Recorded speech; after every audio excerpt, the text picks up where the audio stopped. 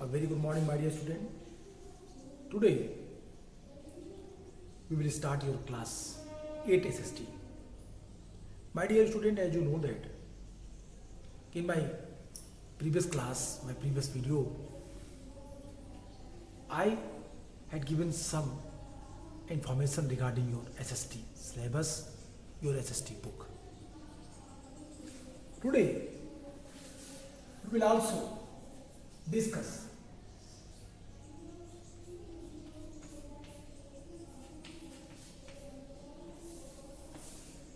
your SST book. In SST, what we read today? History book. आज हम लोग आपके हिस्ट्री बुक के बारे में पढ़ेंगे. बेटा, this is your history book, third book. I think everyone have this book. First, I would like to request you all that please purchase book. Don't depend on the e-books. What I observe that many students, they uses mobile. Now time they are using mobile because no doubt to say that this is the pandemic period. It may be possible कि आपको कुछ सुविधाएं ना मिल पा रही हूँ. It may be possible कि आप ना जा पा रहे हो. But you should try to purchase the book because book is book. Book is not a mobile. Book is not the e book. E book का यूज हम कब करते हैं? ई बुक का यूज हम तब करते हैं जब हमें कोई अन्य विकल्प नहीं मिलता, कोई सब्स्टिट्यूट नहीं मिलता. बट अभी मार्केट ओपन हो रहे हैं. अभी आप लोग सभी लोगों से मेरे निवेदन है, रिक्वेस्ट है, सभी लोग बुक खरीदें. And as you know that your school is also support you to purchase book. दुकानें खुली हैं, बुक को देखिए. Okay, let us come and try to understand your. So in my study class I was discuss your two books, the resource and I think geography portion and civics. और civics में हम लोगों ने कल बात की थी कि किस तरीके से सिविक्स में कुल 10 यूनिट है, 5 यूनिट है और 10 चैप्टर है.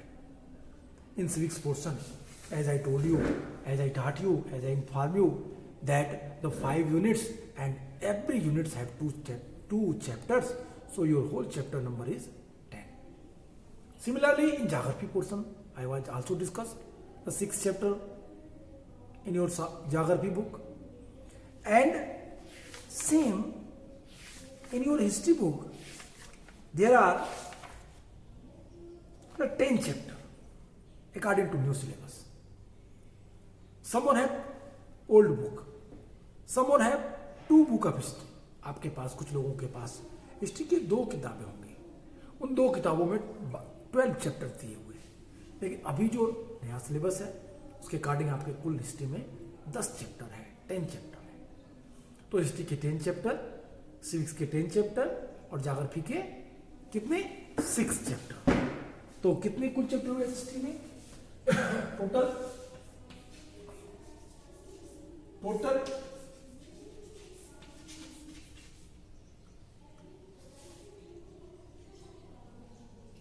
chapter in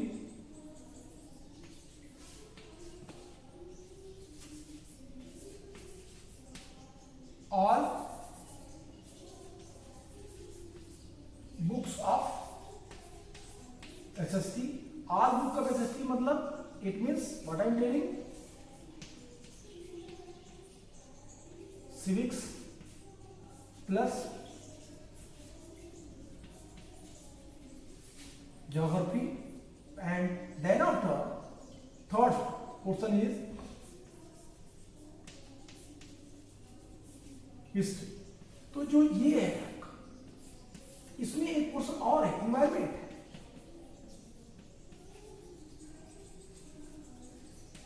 तो अभी हम सिर्फ इन तीनों को करेंगे. कल हमने आपसे कहा था कि कल सिविक्स पे बात की हमने,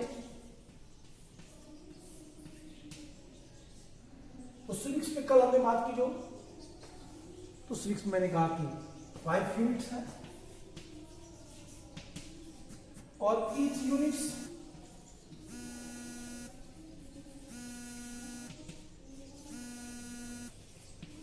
है 2 चैप्टर। तो 5 into 2 is equal to 10 chapter. Second, मैंने आपसे बात की ज्योग्राफी में, यहां पे कुल 6 chapter. Okay my dear student, तो ये है आपके सिलेबस। कल हमने आपके बात की सिविक्स में किन चीजों पे, मैंने सिविक्स पे बात किया एक पोर्शन पे, और जो दूसरा पोर्शन है हमने कल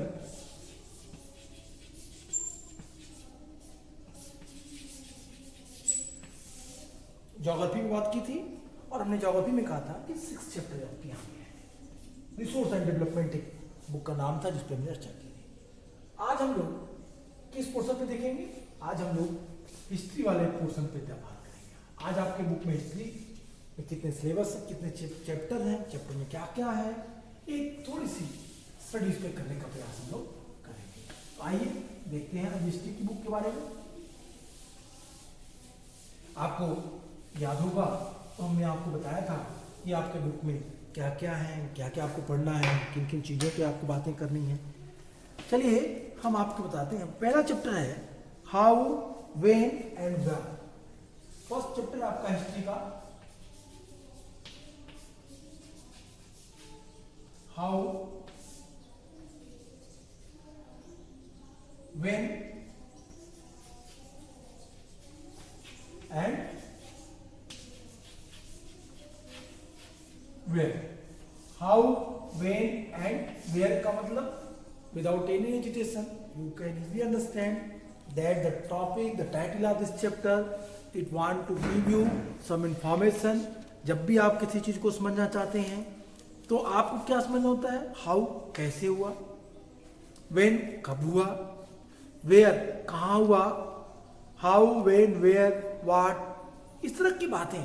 सपोज आप कुछ जानना चाहते हो, suppose in your mind something, I mean to say that you are curious to know about something, but some word come in your mind, the how कैसे, when कब, where कहाँ, इन चीजों के आधार पे। And how important are dates की पहले topic है। इसमें आपका जो फर्स्ट टॉपिक है डेट्स की, डेट्स कैसे इंपॉर्टेंट है, हाउ इंपॉर्टेंट आर डेट। वो कहते हैं कि there was a time when the historian were fascinated with date. There were heated debates about the dates on which rulers were crowded or battles were fought. In the common sense, the notion history was synonymous with dates. You may have heard people say, I find history boring because it is all about the memorizing dates. It's such a conception true? क्या ये सही है? History is certainly about change that occur over time. It is about finding out how things were in the past and how things have changed. As soon as compare the past with the present, we refer to time. We talk to before and after. My dear student, this is the very important information. Author want to inform you that what is the meaning of history and what is the importance of the date. The first chapter, where how, when, and where, is gives you information about the particular incidents or accidents or happened in past. My dear, you have heard that the many more people, they blame the history is a very boring subject because a lot of subjects we have to memorize. हमें याद करना पड़ता है. But is it true? I hope no, it is not true. History is not the collection of date.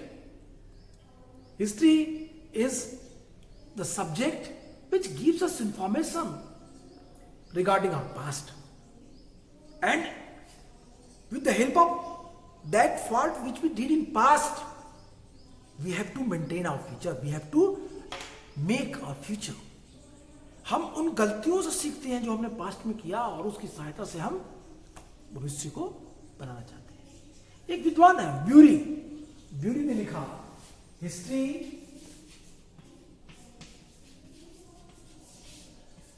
Is science,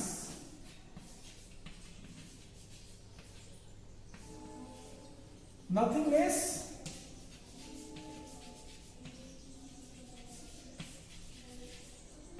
nothing more.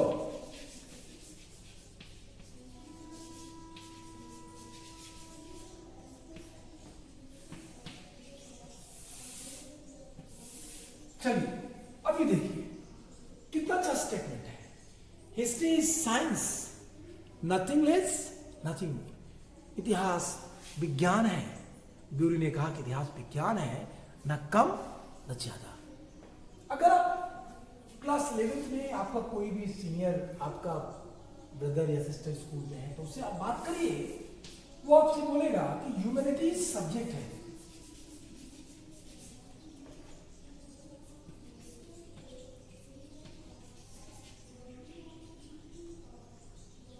Humanities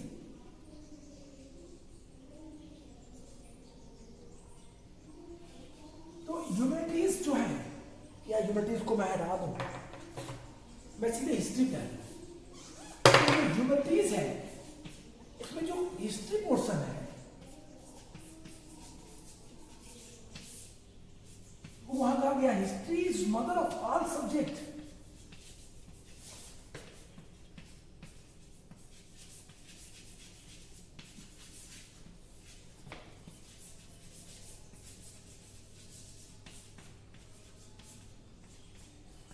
चलिए एक statement ये भी हो गया आपके पास, history is mother of all subject. जब भी आप हिस्ट्री पढ़ें तो हिस्ट्री को आप उस रूप में पढ़ें जब आपको लगे कि इतिहास क्या है, तो आप कह सकें history is science, nothing less nothing more.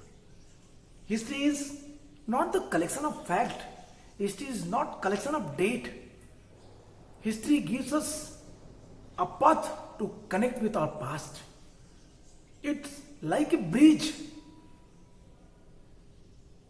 History एक पुल के समान है जो वर्तमान को भूत से जोड़ता है, जिससे हम अपने भविष्य को अच्छे से बना सकें, निर्माण कर सकें। इसीलिए लोगों ने कहा इतिहास विज्ञान है, न कम न ज्यादा। इतिहास सभी विषयों की जननी है, माता है। और ह्यूमैनिटीज जो सब्जेक्ट बना, अभी जितने भी आपके अपडेट सब्जेक्ट हैं, साइंस है, मेडिकल साइंस है, मैथ्स है, सारे नए सब्जेक्ट हैं और सब किससे निकले? हिस्ट्री से निकले हुए सब्जेक्ट। तो इसलिए भी इतिहास सबसे महत्वपूर्ण है। तो पहले चैप्टर में हम यही पढ़ेंगे, हाउ, वेन एंड वेयर। और फिर डेट्स के बारे में जब हम पढ़ेंगे तो डेट्स के बारे में किन किन चीजों के सहायता से, मदद से हम डेट को समझ सकते हैं, डेट के बारे में हम लिख सकते हैं, डेट के बारे में हमारे पास इंफॉर्मेशंस है, जैसे डायरी हो गए, जैसे आर्टिकल्स हो गए, जैसे कुछ पेपर्स हो गए, टेक्स्ट हुए, लिटरेचर हुआ, और साथ ही साथ कंटेम्प्रेरी बुक्स हुए जो उन लोगों ने लिखा है, क्रॉनिकल्स हुए। इनकी में जो डेट्स हैं उनको, उनके आधार पे हम इनको समझने का प्रयास करते हैं। इस चैप्टर में पूरी चीज़ें यही बताई गई हैं और हम specially how, when and where के कॉन्सेप्ट में डेट को पढ़ेंगे और इतिहास को समझने का प्रयास करेंगे। ये तो हमारा फर्स्ट चैप्टर था। सेकेंड चैप्टर आपका फ्रॉम ट्रेड टू टेरिटरी। चलिए सेकेंड चैप्टर को देखते हैं। फर्स्ट चैप्टर हो गया how, when and where. Second chapter देखते हैं क्या है।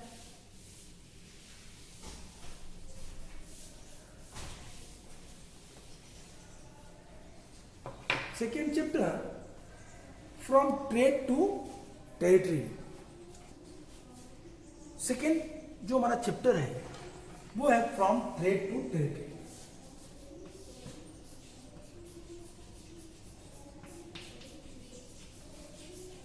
From trade to territory.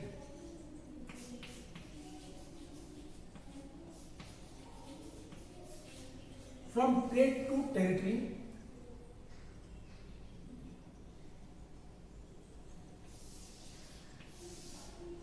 ये चैप्टर आपको यहां दिख रहा होगा, दो शब्द ट्रेड और एक दूसरा वर्ड मिलेगा टेरिटरी।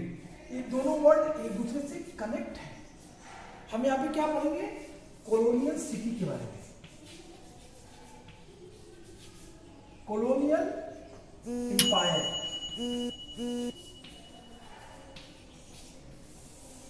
यहां पे हम महत्वपूर्ण बात क्या है कि 16th सेंचुरी में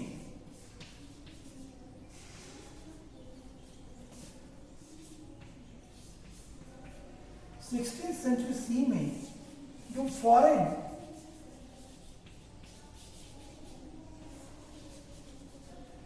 ट्रेडिंग कंपनीज आई,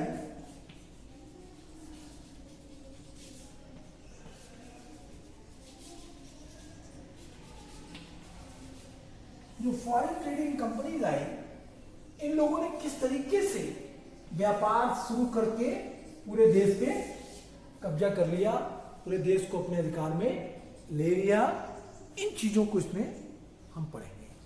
हमें इसमें स्पेशली किसको देखना है, ब्रिटिश,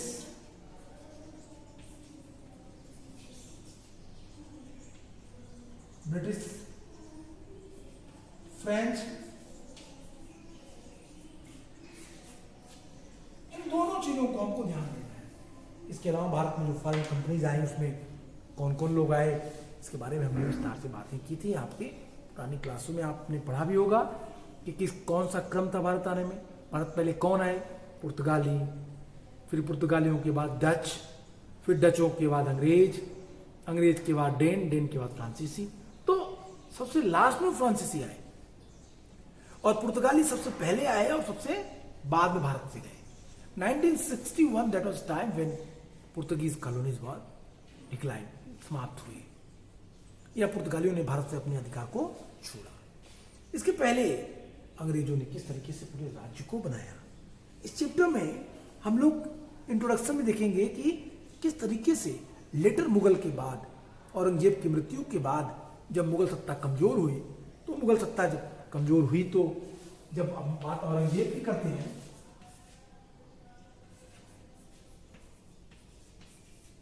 तो Aurangzeb, I think you are all aware of that, Aurangzeb Mughal emperor था। औरंगजेब कब से कब तक था,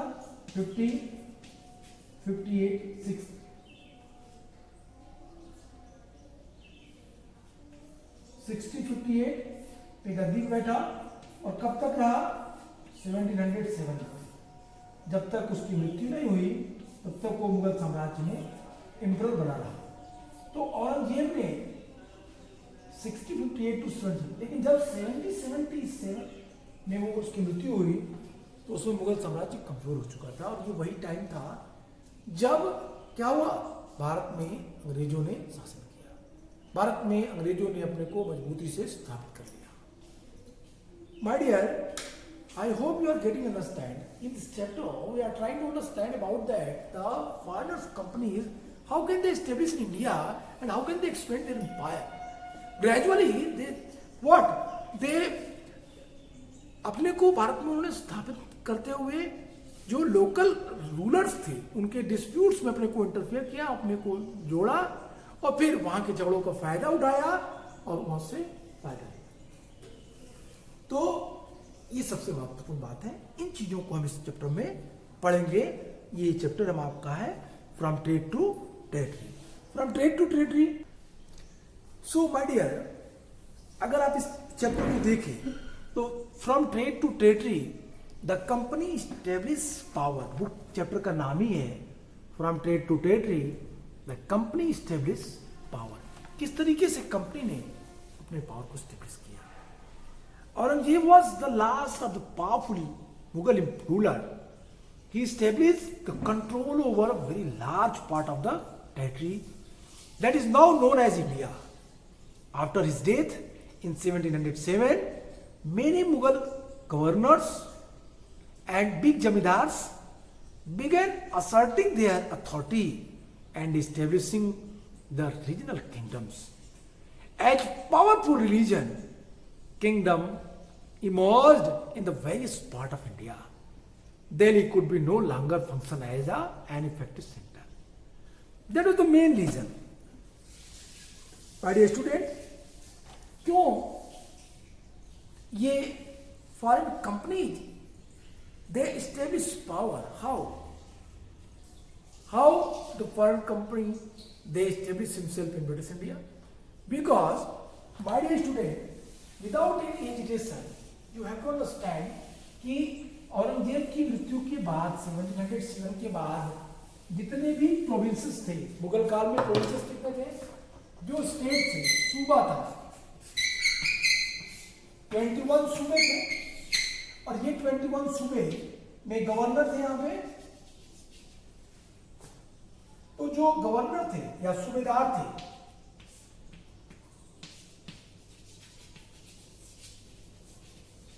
तो जो सूबेदार थे औरंगजेब की मृत्यु के बाद इन्होंने क्या किया? छोटे छोटे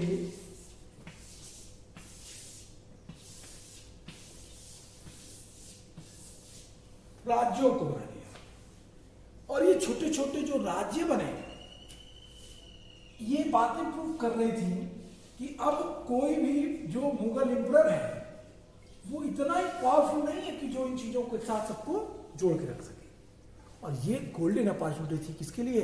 फॉरेनर्स के लिए, ब्रिटिशर्स के लिए, या जो कंपनीज थी, जो कंपनी आई भारत में।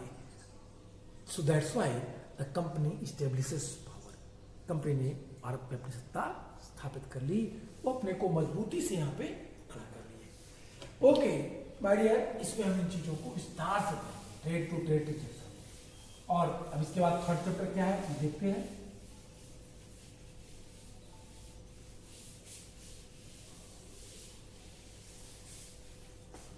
थर्ड चैप्टर है हमारा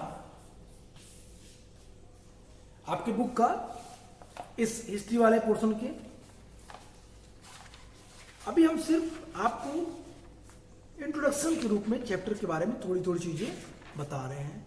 हम लोग, ये तीसरा बुक है आपका, दो बुक के बारे में हम लोगों ने ढेर सारी बातें की और चैप्टर के बारे में बात की, सिलेबस के बारे में बात की। थर्ड चैप्टर आपका है रूलिंग द कंट्री साइड।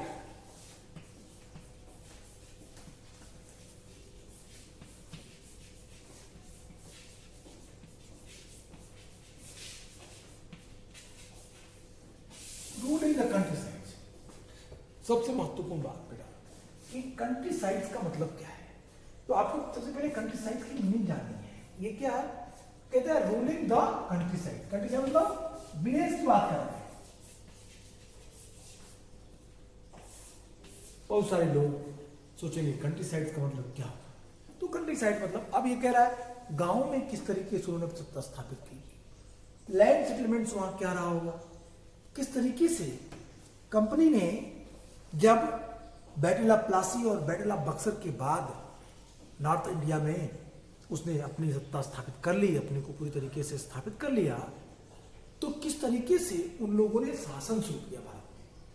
हम इस चैप्टर में रूलिंग द कंट्री साइड्स में उन्हीं के बारे में बात करेंगे कि ब्रिटिशर्स ने किस तरीके से battle of Plassey, battle of Buxar के बाद शासन संभाला, सत्ता संभाली और किस तरीके से उन्होंने राज किया। इन चीजों के बारे में हम बात करेंगे।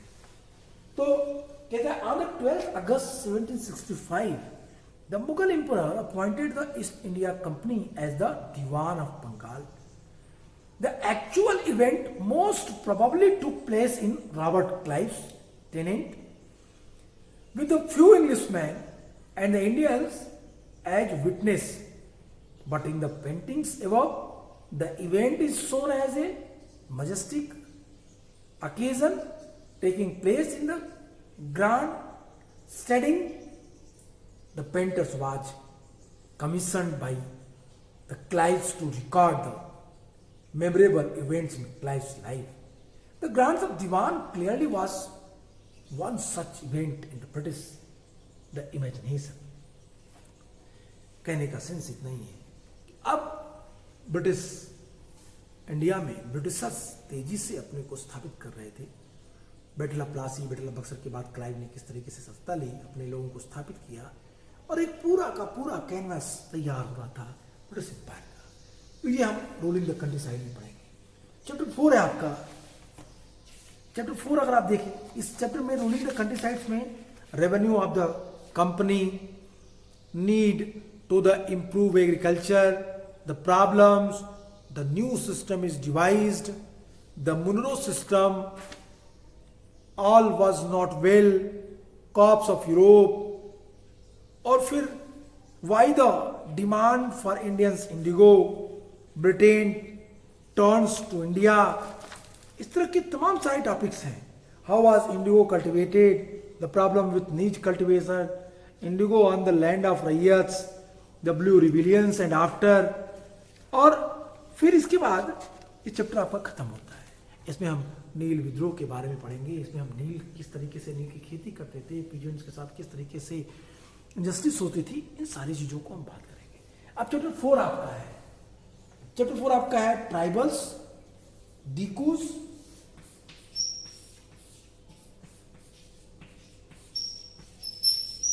Tribals, डीकूज,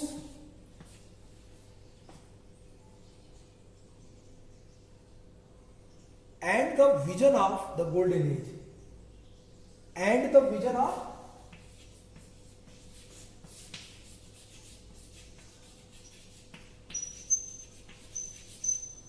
golden age।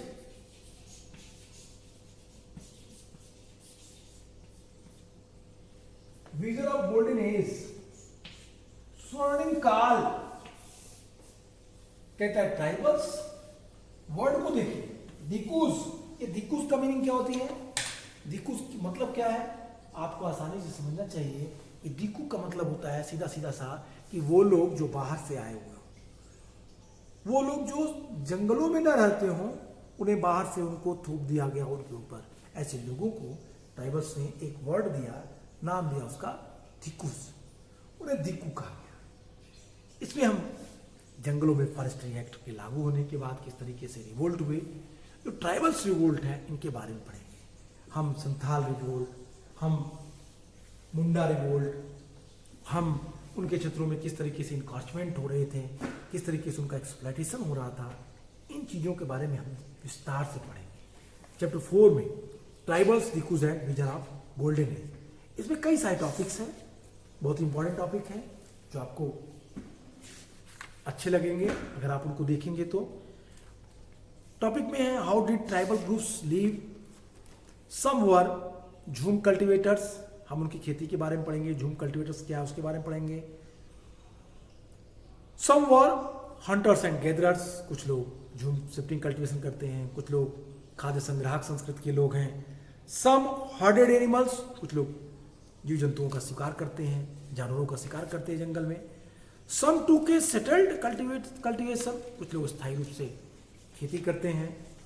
How did colonial rule affected tribal lives, किस तरीके से कॉलोनियल एरा में ट्राइबल्स की लाइफ इफेक्टेड हुई, इन चीज़ों पे विस्तार से बात करेंगे। Forest law and their impact, forestry act लागू हुआ, उसका क्या प्रभाव हुआ ट्राइबल्स के ऊपर, इन पे विस्तार से बताया गया है। The problem with trade, a closer look, Birsa Munda, और फिर बिरसा मुंडा के बारे में हम पूरा पढ़ते हुए उलुगान रिवोल्ट को एक्सप्लेन करेंगे चैप्टर 4 में। तो ये था चैप्टर 4। चैप्टर 5 है, सबसे महत्वपूर्ण चीज ये है कि ट्राइबल्स के बारे में और भारत के जो इंटीरियर इलाके थे उन चीजों में किस तरीके से बदलाव हुआ, उनके बारे में हम इसमें देखेंगे। चैप्टर 5 है व्हेन पीपल रिबील।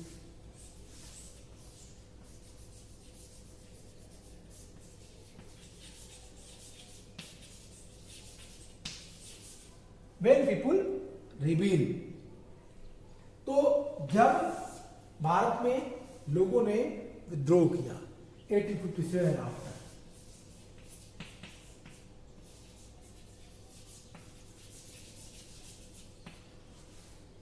इस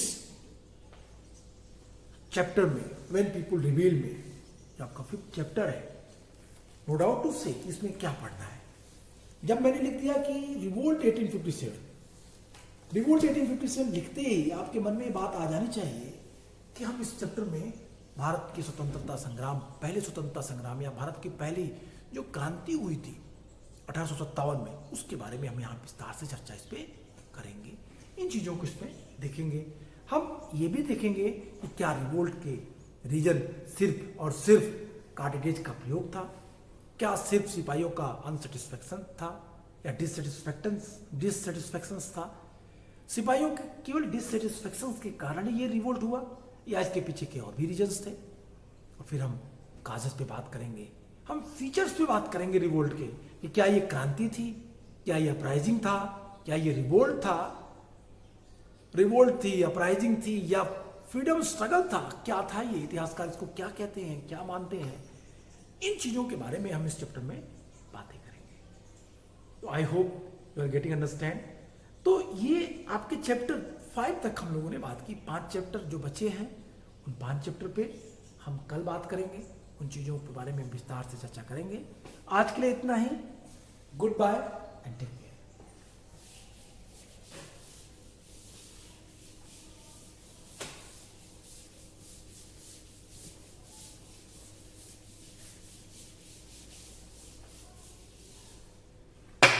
थैंक यू।